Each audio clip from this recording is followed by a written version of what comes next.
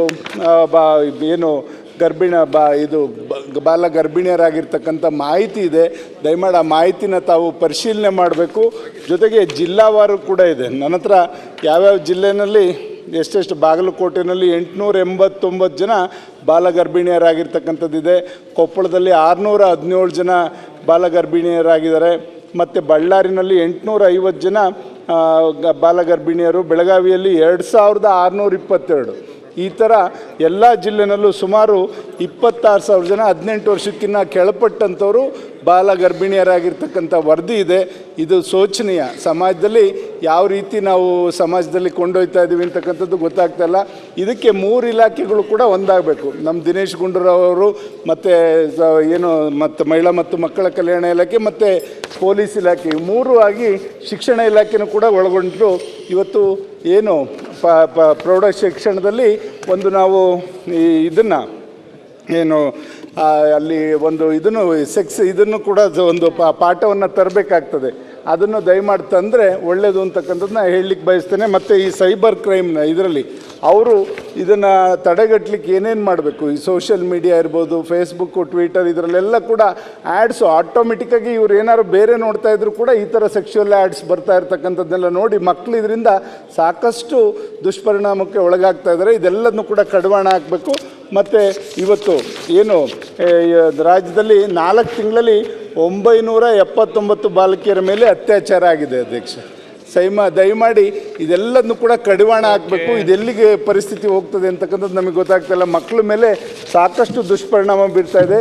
ಅದ್ರ ಜೊತೆಯಲ್ಲಿ ಇವತ್ತು ಕೆಲವು ಮೂಢನಂಬಿಕೆಗಳು ಮತ್ತು ಕೆಲವು ಸಮಾಜದಲ್ಲಿ ಕಾಡುಗೊಲ್ಲ ಸಮಾಜದಲ್ಲಿ ಎಲ್ಲ ಅಲ್ಲಿ ಮೊದಲಿಂದ ಅದು ಇರ್ತಕ್ಕಂಥದ್ದೆಲ್ಲ ಇದೆ. ಅದು ಈಗ ಸ್ವಲ್ಪ ಕಡಿಮೆ ಆಗ್ತಾಯಿದೆ. ಜುಡಿಷಿಯಲ್ ಕೂಡ ಇದ್ರ ಜೊತೆಲಿ ಅವೇರ್ನೆಸ್ಸನ್ನು ಕೊಡ್ತಾ ಇರ್ತಕ್ಕಂಥದ್ದು ನಾವೆಲ್ಲ ಕೂಡ ನೋಡ್ತಾ ಇದ್ದೀವಿ. ಅದರಿಂದ ದಯಮಾಡಿ ನಾನು ಸಚಿವರಲ್ಲಿ ಮನವಿ ಮಾಡ್ಕೊಳ್ಳೋದು, ಈ ಒಂದು ಬೆಳವಣಿಗೆ ಆಘಾತಕಾರಿಯಾಗಿದೆ. ಇವತ್ತು ಸೊಸೈಟಿನಲ್ಲಿ ಇದನ್ನು ಕಡಿವಾಣ ಹಾಕಲಿಕ್ಕೆ ಏನೇನು ಕ್ರಮಗಳು ತಗೋತೀರೋ ದಯಮಾಡಿ ಇದನ್ನು ವಿವರಿಸಬೇಕು ಅಂತ ಒತ್ತಾಯ ಮಾಡ್ತೀವಿ.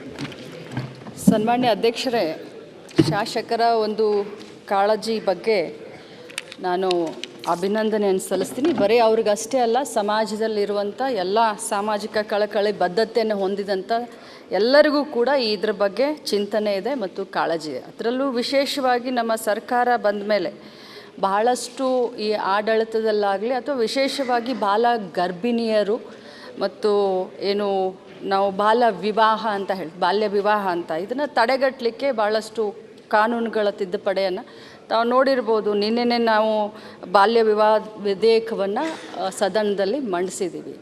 ಕಾರಣ ಇಷ್ಟೇ, ನಮಗೂ ಕೂಡ ಭಾಳಷ್ಟು ಕಾಳಜಿ ಇದೆ. ಅದರಲ್ಲೂ ತಾವು ಒಂದು ಪೇಪರ್ನಲ್ಲಿ ವಿಜಯ ಕರ್ನಾಟಕದಲ್ಲಿ ಬಂದಿರುವಂಥ ಒಂದು ಅಂಕಿ ಅಂಶಗಳ ಇದನ್ನು ನನಗೆ ಕೊಟ್ರಿ.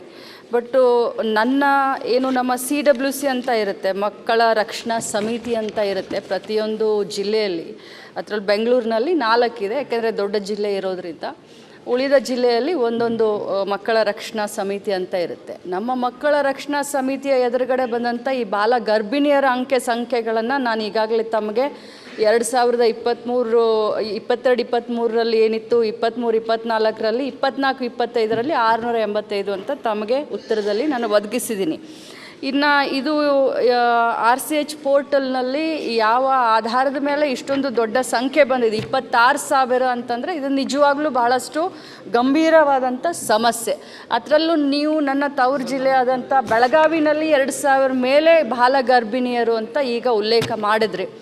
ಬಹುಶಃ ನಾನು ಅಲ್ಲೇ ಇರೋದ್ರಿಂದ, ಸ್ಥಾನಿಕವಾಗಿರೋದ್ರಿಂದ, ಪ್ರತಿಯೊಂದು ಆಫೀಸರ್ ಜೊತೆ ಅಥವಾ ನಾನು ಅವ್ರ ಜೊತೆ ದಿನಂಪ್ರತಿನಿಧಿ ಸಂಪರ್ಕದಲ್ಲಿರೋದ್ರಿಂದ 2,000 ಸಂಖ್ಯೆಗಳಂತೂ ಇದು ಶುದ್ಧವಾಗಿ ಇದು ತಪ್ಪಾಗುತ್ತೆ ಅಂತ ಹೇಳಲಿಕ್ಕೆ ಬಯಸ್ತೇನೆ.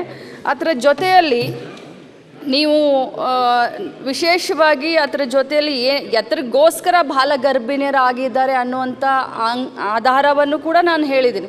ಅದ್ರ ಬಗ್ಗೆ ತಾವು ಕೂಡ ಕಾಳಜಿಯನ್ನು ತೋರಿಸಿದ್ರ. ಸೋಷಿಯಲ್ ಮೀಡಿಯಾ ಕಡಿವಾಣ ಹಾಕಬೇಕು ಮತ್ತು ಹರೆಯದ ಮಕ್ಕಳಲ್ಲಿ ಪ್ರೇಮ ವಿವಾಹಗಳಾಗಿರ್ಬೋದು, ಪ್ರಕರಣಗಳಾಗಿರ್ಬೋದು, ಇವು ಕೂಡ ಜಾಸ್ತಿ ಆಗ್ತಾ ಇದೆ. ಆಮೇಲೆ ತಾವು ಹೇಳಿದ್ರಿ, ಇದು ಕೆಲವು ಸಮುದಾಯದಲ್ಲಿ ಕೆಲವು ಪಂಗಡಗಳಲ್ಲಿ ಇದು ಆಚರಣೆಯಾಗಿ ಉಳಿದಿದೆ, ಅದಕ್ಕೂ ಕೂಡ ಕಡಿವಾಣ ಹಾಕ್ತಾ ಇದ್ದೀವಿ. ಮಾನ್ಯ ಸದಸ್ಯರಿಗೆ ಸಭಾಧ್ಯಕ್ಷರ ಮುಖಾಂತರ ಹೇಳಲಿಕ್ಕೆ ಬಯಸ್ತೇನೆ, ನಾನು ಮೊನ್ನೆ ಬೀದರ್ ಜಿಲ್ಲಾ ಒಂದು ಪ್ರವಾಸದಲ್ಲಿದ್ದ